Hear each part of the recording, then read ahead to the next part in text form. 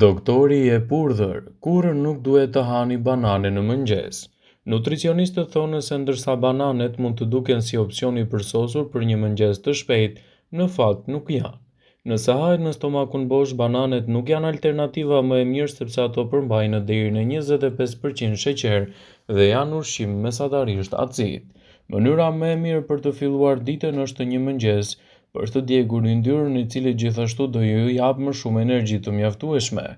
Megjithatë, bananet do ju japin energji shpejt dhe do të fillojnë të ndjeheni më të lodhur dhe të uritur.